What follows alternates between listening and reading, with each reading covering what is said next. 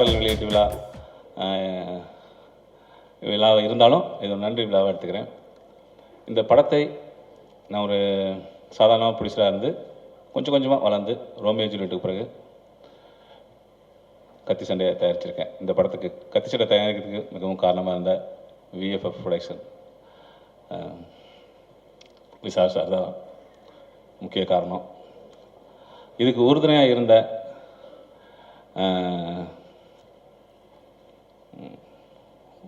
முருகராஜ் அண்ணனுக்கும் இந்த நேரத்தில் ஒரு நன்றியை தெரிவிச்சுக்கிறேன். இந்த படம் ஒரு சிறப்பு அம்சமாக வருங்கிறது இந்த கதை கேட்கும்போதே எனக்கு தெரிஞ்ச ஒரு விஷயம். விஷால் சார் சுராஜ் சார்கிட்ட கதை சேர்க்க அனுப்பி வச்சார். நான் போய் கதை கேட்டேன். ஒரு கதையாக மிக சிறப்பாக இருந்துச்சுங்கிறத தாண்டி இதுக்கு பொருத்தமான கதை சொல்லும்போதே ஒரு ஆப்டான ஆர்டிஸ்ட்டு காம்பினேஷன் இதெல்லாம் சரியாக அமைஞ்சதுனால இந்த படம் அப்பயே ஒரு 60% வெற்றி படமாக இருக்குங்கிறது எனக்கு கான்ஃபிடென்ட் வந்துச்சு. இந்த படம் ஆரம்பிக்கும் போதே ஒரு ப்ரொடியூசராக செலவெல்லாம் சொல்லுவாங்க, ஆனால் ரியலாக ஒரு எக்ஸ்பென்சிவ் ஃபிலிம் தான் இது. மரியாதைக்குரிய சினிமாவின் பொக்கிஷம் என் மரியாதைக்குரிய அண்ணன் அன்பிற்குரியவர் அவர்களுக்கும் மற்றும் அண்ணன் விஷால் அவர்களுக்கும் வைகை புயல் வடிவேல் அவர்களுக்கும் இந்த படத்தின் தயாரிப்பாளர் நந்தகோபாலன் அவர்களுக்கும் சுராஜ் சார் அவர்களுக்கும் ஹிப்ஹாப் தமிழ் அவர்களுக்கும் மற்றும் உள்ள பத்திரிகை நண்பர்கள் அனைவருக்கும் இந்த படத்தை வெற்றி படமாக்க வேண்டும் என்ற நல்ல நோக்கத்தோடு எங்களை வழிநடத்தி செல்கின்ற எங்கள் உயர்த்தி பார்க்கக்கூடிய பெருமை கொண்ட எங்கள் அன்பு செல்வம் அண்ணன் அவர்களுக்கு எங்கள் நன்றியை காணிக்கையாக்கி என்னுடைய நன்றியை தெரிவித்துக் கொள்கிறேன். நன்றி, வணக்கம். என்னன்னு கேட்டால், இந்த படம் கதை சொல்லும்போதே விஷால் சொன்னார், சார் இல்லை சார் நீங்கள் கதை சொல்லும்போது வடிவேல் அண்ணன் கதை சொல்கிற மாதிரியே இருக்குது அப்படின்னாரு. அது வடிவேல் அண்ணன் கூட ரொம்ப நாளாக இருந்து அவர் கூடயே கதை சொல்கிற மாதிரி அவர் மாதிரியே சொல்லுவேன். அப்புறம் வடிவேல் நடிச்சா நல்லா இருக்குமோன்னா அவர் ஹீரோ ஆகிட்டார். பெரிய பெரிய ஹீரோக்கெல்லாம் போய் கதை சொல்லியிருக்கிறாங்க, பண்ண மாட்டேன்ட்டார். நான் போய் எப்படி கேட்க முடியும், நீங்கள் கேளுங்க, நீங்கள் நல்ல ஃப்ரெண்டு தானே அப்படின்னாரு. அப்புறம் வழக்கம் போல் பங்காளிக்கு ஃபோன் பண்ணேன். சரி பங்காளி கதை கேட்குறேன், பிடிச்சிருந்தா பண்ணுவோன்னு சொன்னார். ஒரு நாள் கதை சொன்னேன், பிடிச்சிருக்குன்னு சொல்லிட்டு பண்ணார். இப்போ என்னென்ன ஒரு விஷயம், விஷாலை வச்சு படம் பண்ணால் ஒரு சந்தோஷமான விஷயம், திருட்டு விசிடி வராது. ஷூட்டிங் ஆரம்பிக்கும் போது ஷூட்டிங் முடியுது சாயந்தரம் 6 மணிக்கெல்லாம். விஷால் எங்கள் வீட்டுக்கு ஆனேன், இல்லை தலைவரை இது மாதிரி நாளைக்கு படம் ரிலீஸ் 2 படம் திருட்டு விசிடி விற்கிறாங்களாம், கிளம்பிட்டேன், ஆளுங்களோட போய் பிடிச்சிட்டு வந்துடுறேன் அப்படின்னாரு. மற்றவங்க படத்துக்கே திருட்டு விசிடிக்கு இப்படி ஓடுறாரு, அவர் படத்துக்கு 24 மணி நேரம் ஓடுவாருன்னு சொல்லிட்டு அந்த ஒரு தைரியம். இந்த படத்தை ஜனங்க தியேட்டரில் தான் போய் பார்க்கணும். தியேட்டரில் போய் பார்க்கறதுக்கு தான் வடிவேல் அண்ணன் இருக்கார், சூரி இருக்கார், தமனா இருக்காங்க, எல்லாம் பெரிய பெரிய பெரிய ஆர்டிஸ்ட் வச்சு பண்ணியிருக்கிறேன். சரி, எப்படி சூராஜ் அண்ணன் எல்லோவோ க்ரீனோ போட்டிருப்பாரு, வடிவேல் அண்ணன் எப்படி கலர்ஃபுல்லாக போட்டிருப்பாருன்னு சரி வீட்டுக்கு போய் மாற்றிட்டு வர வேண்டான்னு நம்பி மோசம் போயிட்டேன். எல்லாம் டல்லாக உட்காந்துக்கிட்டு இருக்காங்க. ரொம்ப சந்தோஷமாக இருக்கும் சுராஜ் சார் படம் பண்ணுறப்ப. பயங்கர ஃபன்னாக இருக்கும். அந்த 100 நாளும் ஒரே என்ஜாய்மெண்ட்டு தான். ஸ்பாட்டுக்கு போயிட்டோம்னா ஜென்ரலாக இப்போ ஷூட்டிங்கே போக மாட்டேன். சுராஜ் சார் படம் பண்ணுறப்ப தான் அதிகமாக ஷூட்டிங் போனதுன்னு நினைக்கிறேன். ஏன்னா அவ்வளோ ஜாலியாக இருக்கும். அதுவும் சாங் டைம் போயிட்டோம்னா எல்லாம் டான்ஸ் மாஸ்டர் பார்த்துட்டு இருப்பாங்க. ஃபுல் ஃபன் தான் அன்றைக்கி. ஃபுல் டே நல்ல காமெடி படம் பார்த்த ஒரு திருப்தி கொடுத்துருவாரு சுராஜ் சார். கண்டிப்பாக இந்த டீமும் மிகப்பெரிய சந்தோஷத்தோடு இந்த படம் பண்ணியிருப்பாங்கன்னு நம்புகிறோம்.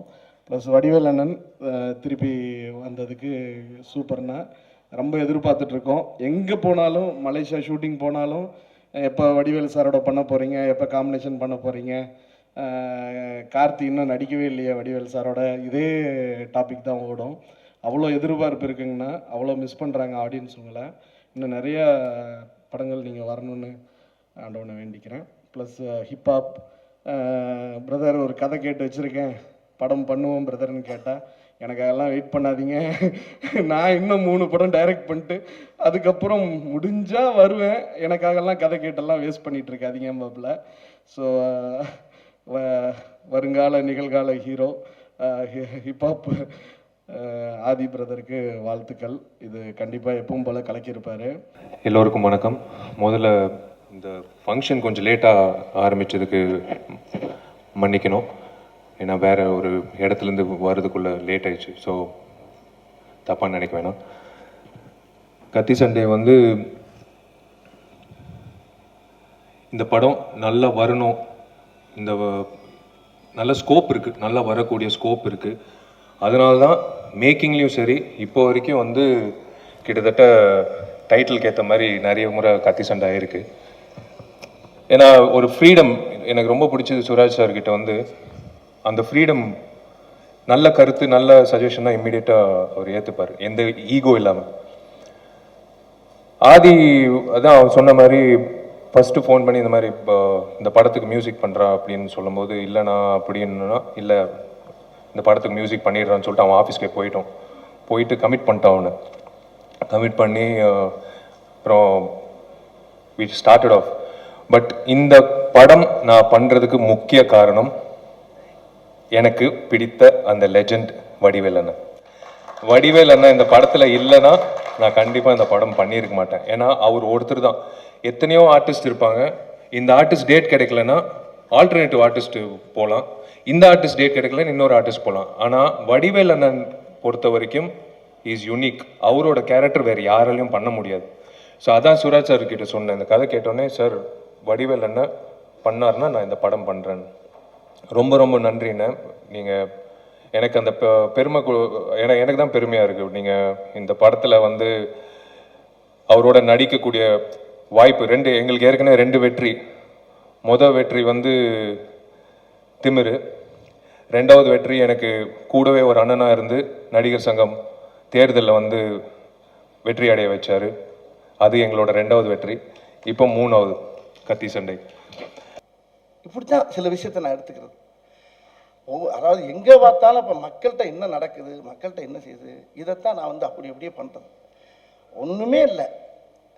இந்த வெற்றிக்கு காரணம், நான் இந்த அளவுக்கு வந்ததுக்கு காரணம் நீங்கள் தான், மக்கள் தான். ஆனால் உங்களுடைய ஆசீர்வாதம் எனக்கு என்னைக்கு இருக்கனால தான் இன்றைக்கி எனக்கு இந்த புகழ்.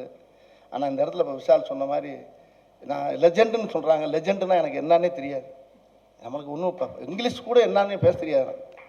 தமிழே எனக்கு தகராறு. எனக்கு பேசும்போது வந்து ஏதாச்சும் இங்கிலீஷ் என்ன டைலாக் பேசுன்னு கேட்பேன். கோம் கபாம் டீ அப்படின்னா என்னங்க அப்படின்னு கேட்பேன். கிட்ட அதை கேட்டுக்கிட்டு அங்கே பேசுவேன். நான் கொஞ்ச நேரத்தில் அர்த்தம் கேட்டால் தெரியாது எனக்கு. அந்த மாதிரி எனக்கு என் வலு எனக்கு தெரியாது, தெரியக்கூடாதுன்னு நினச்சி தான் நான் இன்ன வரைக்கும் இருக்கேன். யானைக்கு தன்னுடைய பலம் தெரிஞ்சால் அது வந்து வேறு மாதிரி ஆயிரும். ஏன்னா வந்து என்னுடைய வலு தெரியாது. ஆனால் உங்களுடைய ஆசீர்வாதம் எந்த அளவுக்கு இருக்குங்கிறது இந்த கத்தி சண்டை மேடையில், இந்த வெற்றி விழா மேடையில், இது என்னை பொறுத்தளவுக்கு இது வெற்றி விழா மேடை தான். அந்த மேடை இது வந்து ஒரு 100ஆவது நாள் மேடையாக நான் நினச்சி என் குலசாமி ஐயனார் மேலே சத்தியமாக சொல்கிறேன், இந்த படம் பெரிய வெற்றி அடையும். நல்ல ஆன்மாக்கெல்லாம் உள்ளே சேர்ந்துருக்காங்க. அது மட்டும் இல்லை, சுராஜ் அவர்கள், விஷால் அவர்கள், அண்ணன் நந்தகோபாலனை பற்றி நிறையா பேசணும். அண்ணன் வந்து அது பிறக்கும் போதே குபீர்னு பிறந்த ஒரு குபேர குழந்தை. அது குபேர பிள்ளை தான். ஒரு அருமையான மனுஷன், ஒரு பொய்யான முகம் கிடையாது, உண்மையாக இருப்பார், உண்மையாக பேசுவார். அது வீட்லேயே 10வது பிள்ளையும் அவர். அது 10வது பிள்ளைங்க மொத்த பிள்ளைங்களும் ஒத்த பிள்ளைன்னு தான் என் கண்ணுக்கு தோணுது. அப்படி ஒரு பிள்ளை அவர் மனசுக்கே இந்த படம் பெரிய வெற்றி அடையும். இந்த படம் பெரிய வெற்றி அடைஞ்சு அவர் டிஸ்ட்ரிபியூட் சம்பாதிக்கணும், மக்கள் சந்தோஷமாக சிரிக்கணும், விஷாலுக்கு நிறைய பேர் கிடைக்கணும். ரெண்டாவது விஷாலுக்கு சொன்ன மாதிரி விஷாலுக்கு வந்து எனக்கு வந்து இந்த படம் வந்து திரையில் வந்து முதல் படம்